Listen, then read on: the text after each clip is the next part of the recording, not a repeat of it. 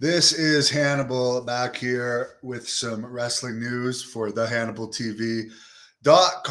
Logan Paul put out an individual clip from his Impulsive podcast a few hours ago saying that John Cena has kind of hinted to him that there'd be some interest in wrestling him at WrestleMania next year, I guess, which would fall on his birthday in LA. And apparently, he's already contacted Triple H about being very interested in this match. And apparently, he's going to bring it up with WWE officials either last week or this week, depending on when that was actually recorded, because he said in the video that it was going to be discussed this week. But he told Triple H apparently that he had an idea that would break the internet. And I know that he hasn't really been a fan of wrestling all of his life. He's been very successful, and they do need a good draw for that show. I don't know if The Rock is still going to wrestle Roman Reigns on one of the nights or not, but to go to LA 2 nights in a row, you need something other than Kevin Owens against Austin Theory, people that no one really cares about outside of the smart marks. But it wouldn't be a good thing, in my opinion, if he were to lose to John Cena. John Cena would probably be more open to doing the job than Roman Reigns, because John Cena is not a regular.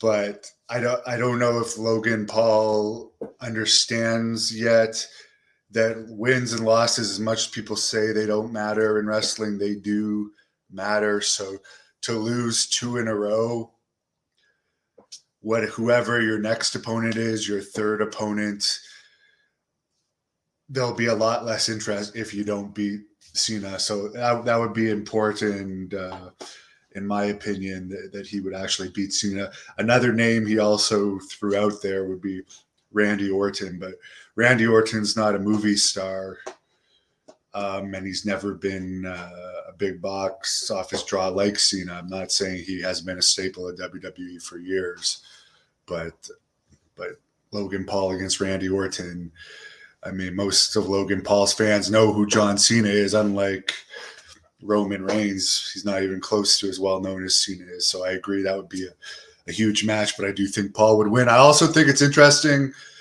They put out another clip of his 2 podcast assistants, and I'm sorry I forget their names. The one guy has recovered from addiction, which is a great thing. Congratulations. And the other guy's religious. I just always forget their names.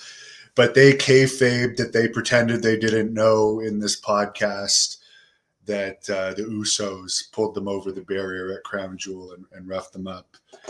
And one of them said they had a jaw injury. But I just couldn't see that happening, the way everything is so scripted in WWE. That WWE would allow 2 of their performers to do that without waivers being signed, because it's such a corporate entity. Gary, what changes would I make? I really don't know. That's not a discussion for me today, because I've been dealing with a sick puppy all day. But that was fairly important news. Also, I was going to do a discussion about the territories tonight, which the fans won in the poll, but my dog has just been sick and has required my full-time attention today. So I'm going to do it tomorrow at 9 instead. Hopefully she's feeling better then. But yes, I do hope that match happens for WWE's sake and for the wrestling business, because if the wrestling business, there's more talk about it, that means my channel is also going to do better. So there you go. Have a great night. Thank you for watching the Hannibal TV.